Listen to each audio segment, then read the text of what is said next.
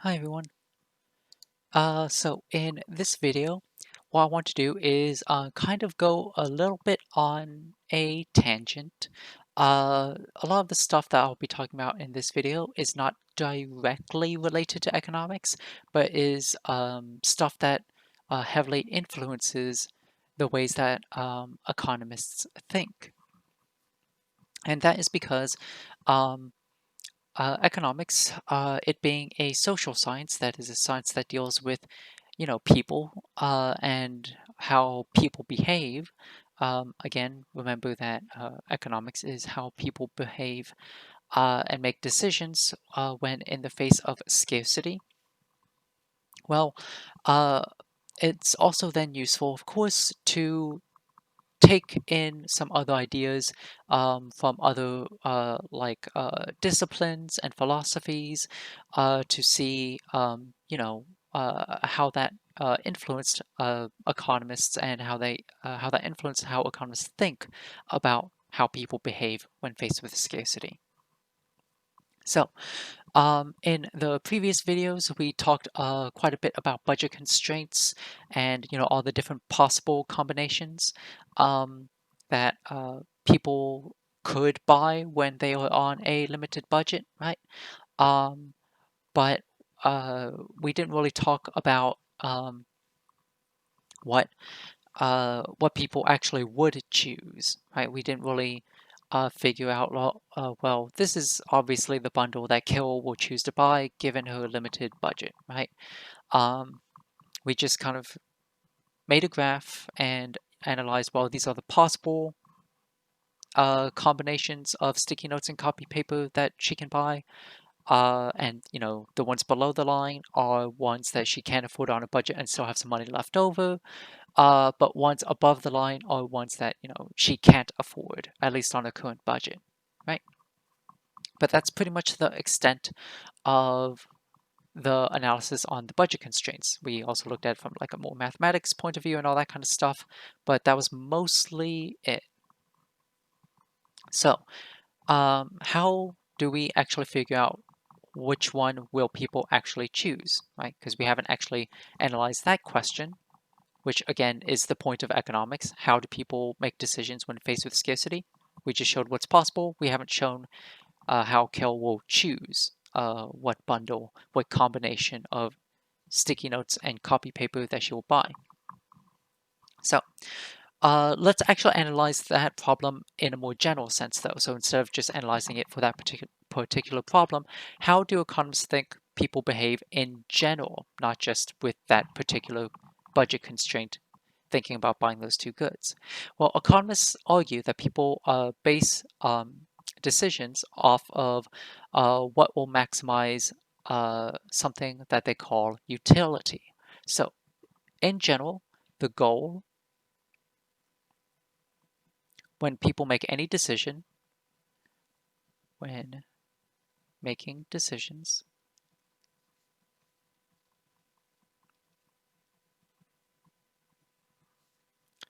is to maximize something called utility.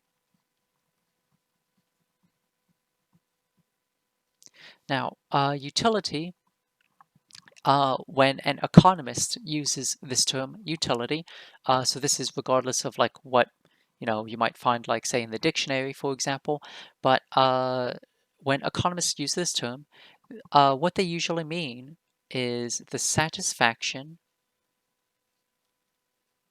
one gains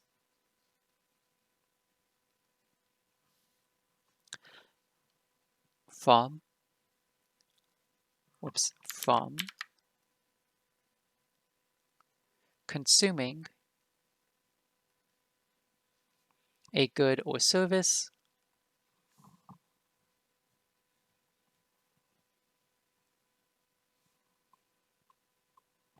as well as from among other sources.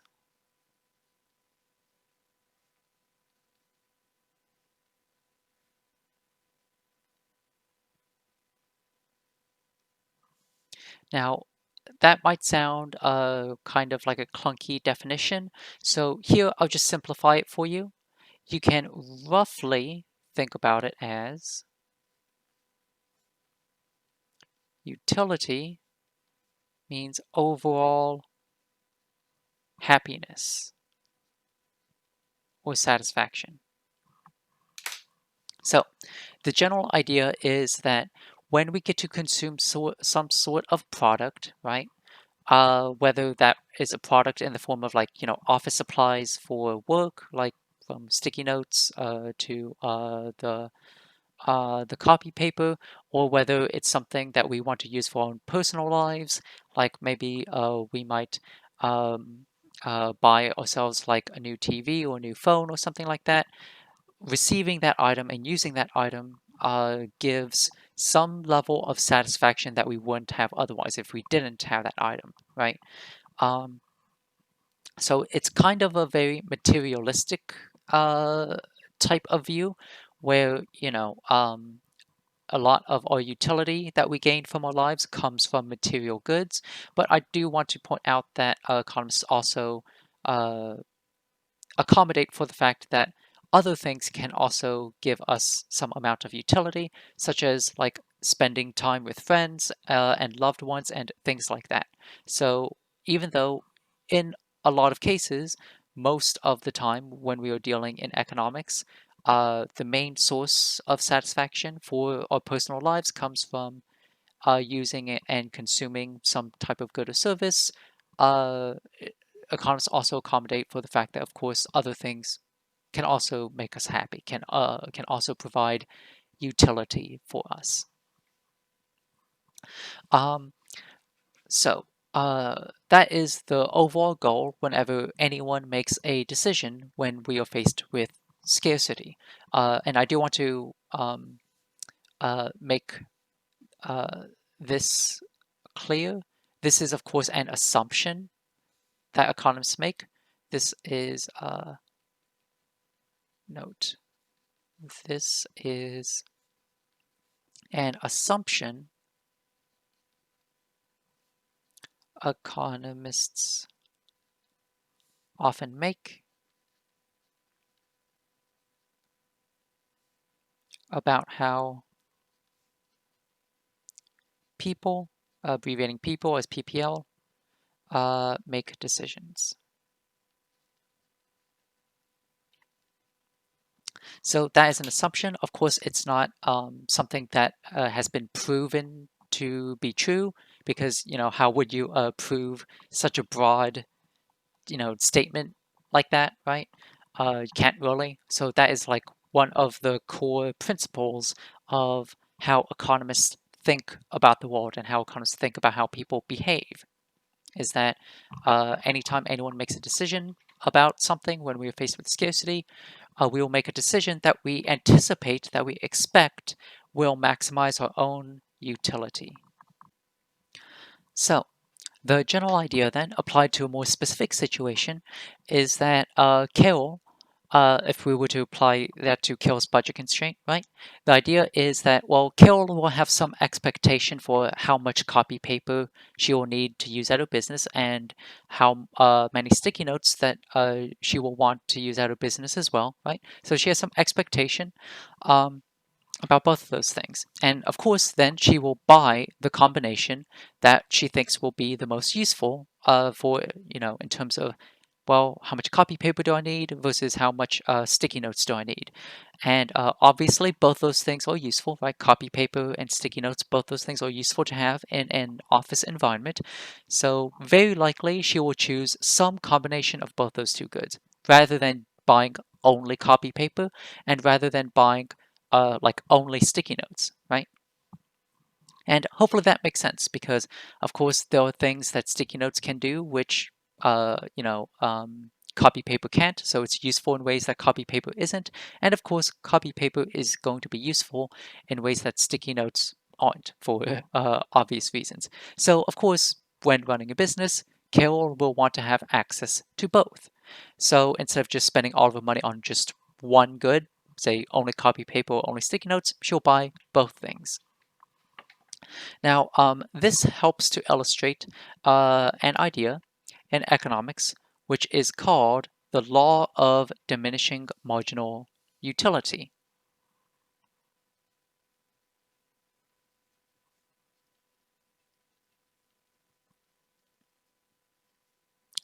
Should be an I, diminishing marginal utility. Now, what this law essentially states is that as a person receives or consumes more of a good,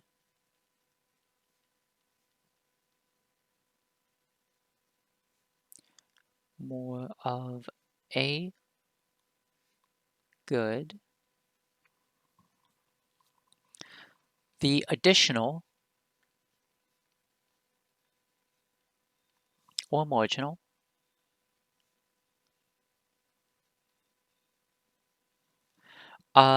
utility gained from each additional unit of the good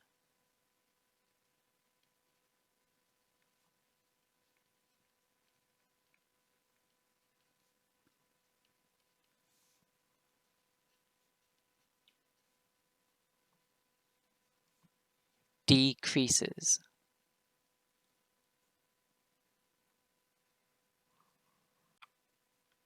So, what does that mean? Basically, if you get more and more of an item, each extra bit of that item that you get will give you less utility or less satisfaction, or in other words, will contribute to your overall happiness less compared to the bit before.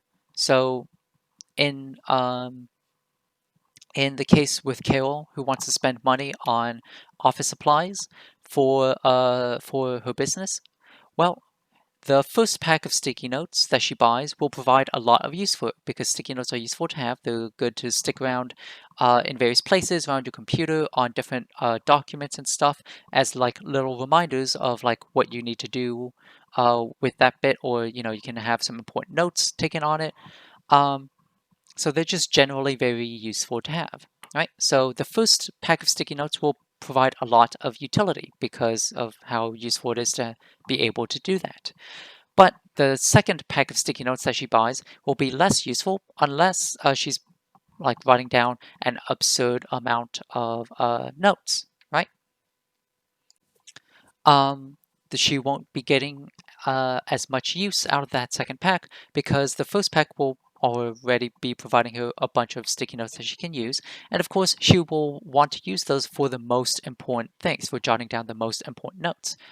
And of course, we can apply that same logic for the third pack. The third pack of sticky notes will provide less utility for her compared to the second, because again, she will be writing less important notes on the third pack of sticky notes, right? So on and so forth. If, for example, she spent all of her $60 budget on just sticky notes, so then she spends $60 on the sticky notes, so then she gets 60 packs of sticky notes. Of course, the 60th pack is going to be very, very uh, unimportant to her, right? It's not going to provide her very much utility at all, because it's incredibly unlikely that she will be writing that many sticky notes that she will need 60 packs of it. So that is just to illustrate that as Carol buys more and more of a good, each additional one will provide less utility for her, which is why, according to this law of diminishing marginal utility, that she will want to buy a combination of both goods because that will help her maximize her own overall total utility, because then she can have some sticky notes for the really important notes that she wants to jot down and really important reminders that she wants to jot down, as well as have some copy paper because, of course, running a business, it'll be very important to be able to print stuff out and make copies of like various types of documents and such like that, right? So that way she can have enough sticky notes to write down the most important stuff, as well as have enough copy paper to print out and make copies of the most important documents that she wants copies of. rather than, say, going all in on either sticky notes or copy paper, which would leave her unable to, you know, do the other thing. And if she buys only sticky notes, she can't make copies. If she buys only copy paper, then she can't jot down notes on these little handy sticky notes, right? So that's a key idea in economics, which is why it's called a law in economics, right? A law of diminishing marginal utility, which just says that people will want to essentially uh, uh, want to have some amount of variety with the stuff that they buy. They don't want to go all in on just buying one type of good, which hopefully makes sense because that's how people act in real life as well, right? We don't spend all of our budgets on only one type of thing. We don't spend all our budgets, say, only on rent, hopefully, if we can afford to anyway. We also want to set aside some money for things like, food, which is also very important, of course, as well as healthcare and own hobbies and etc. Right? So that's essentially, in practice, what the law of diminishing marginal utility means. Despite kind of like the fancy type of like technical type of language being used here in this definition, basically it just means that we don't want to buy only like one or a few different types of goods. We want to consume lots of different types of goods because that is how we, in general, maximize our own utility. Now, this idea of diminishing marginal utility doesn't apply just to specific goods and services, though. It can also be applied to other things. Take, for example, the concept of money. So, the law of diminishing marginal utility can also apply to money because consider, for example, a poor person in which if they were to receive a few extra dollars, right, that could mean that they can afford, for example, another meal, which means that that could be the difference between, going to sleep, well fed or going to sleep hungry, right? So of course, that few extra dollars can provide a lot of extra utility for a poor person because they can, use that to afford some more basic necessities, which of course will provide a lot of utility to them, right? And compare that situation to giving a few extra dollars to, say, a billionaire, right? A billionaire that receives a few extra dollars um, won't be receiving a lot of utility from that because a billionaire can, of course, already afford, all the basic necessities that they want, and they can afford the vast majority of any type of luxury that they could possibly want. So adding a few extra dollars there won't make will like hardly make a difference to them in terms of contributing to the overall happiness, contributing to the overall utility. Whereas a few extra dollars given to a poor person can make a very big difference in terms of how satisfied they are, in terms of, the overall levels of happiness, right? So even though the law of diminishing marginal utility usually is applied to the concept of a specific good or service, like how much of a good or service that you can get. It is also applied to other things, like the concept of money as well. So, uh, one thing I want to make clear about this idea, though, is that this idea is not unique to economics. This is actually an idea that is borrowed from philosophy. So maybe some of you have taken like philosophy classes before. If you haven't, I would in general recommend it. I particularly find philosophies of like morality and ethics to be particularly interesting. And as we'll see here in just a little bit, um, uh, certain types of philosophies, like moral philosophies, have had a very big impact on how economists think. So that concept of utility, as I said, is not unique to economics. It's actually something borrowed from a moral philosophy called utilitarianism. Now, here, as I said from the start of the video, this is more tangential type of stuff. So I'm not going to get super in depth about this because, if you've taken a moral philosophy course, an ethics course, you probably would know some of this stuff anyway, and of course that will be more pertinent to those courses. But I do think it's interesting just to see how a lot of these ideas overlap, so I do want to spend some amount of time just going over the basics. So, utilitarianism is an ethical theory founded by a moral philosopher named Jeremy Bentham way back in the 1700s. Now, Bentham and other utilitarian philosophers proposed that a person's happiness was something that you could quantify, that is, something that you could measure. Basically, in other words, you could measure a person's level of utility, you could measure the overall level of happiness.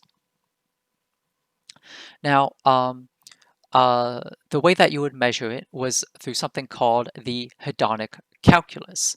Now, through the hedonic calculus, Bentham argued that since we can measure exactly how happy each individual person can be, because we can actually measure that. He argued that morally good actions were ones that sought to maximize the overall level of utility to the greatest amount of people. In other words, trying to maximize happiness for the most amount of people possible. And as well, of course, the converse to that is to try and minimize the amount of pain to the most amount of people possible as well, right? Because you don't, of course, inflicting pain or unhappiness on people would diminish utility as well. Now, interestingly, it was because of that idea of, well, what's morally good is trying to maximize happiness, overall happiness for the most amount of people. It was because of that idea that led for him to call for social reforms such as the abolition of slavery, as well as the abolition of capital punishment, advocating equal rights for women, and decriminalizing homosexuality.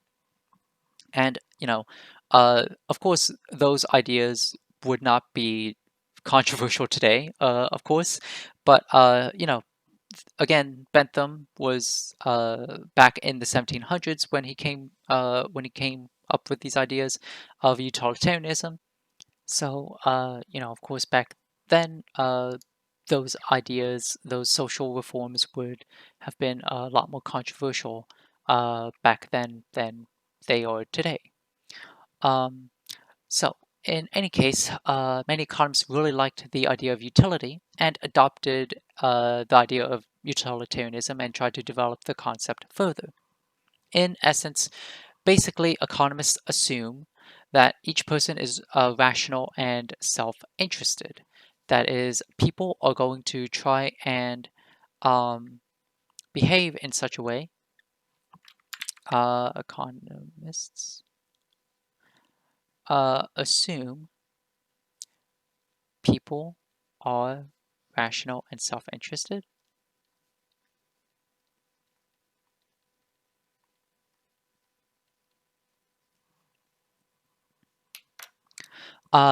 Basically, what that means is that people are only interested in trying to maximize their own utility, and people always try to behave in ways that they believe will achieve that goal of maximizing their own utility. So that's what self-interested here means, is that they're only interested in maximizing their own levels of utility, and rational means that they will always try to behave in ways that achieve that goal of maximizing their own levels of utility. So, in other words, they aren't inherently worried about other people's levels of utility, other people's levels of happiness. Now, at a glance, this might seem like a very cynical outlook on human behavior, since essentially what it is saying is that each person is assumed to be selfish and will only do things if it somehow benefits themselves, right? Now, you might say then, well, hold on a minute, Gia. How is that realistic in any type of way? Uh, of course, we know people can do selfless acts, right? Such as donating to charity, right? What do economists say about something like that? That is not self-interested, right? Because if you're donating to charity, like you're giving away your own money to benefit someone else. So how can that be self-interest? How can people be rational and self-interested if they're giving money away to benefit other people? Well, um, the typical way that people usually accommodate for that idea is that um, if a person donates to charity, right, and presumably they would do so to benefit other people, but at the same time, when they do that, they probably also get some amount of satisfaction from that act themselves, right? They feel pretty good about themselves because they just did a good deed, right? They did something to help someone else. So giving to charity will, of course, increase other people's utility because you are donating money to them. But at the same time, it also increases your own level of utility because then you feel, good about yourself that you did a really nice thing, right, for someone else.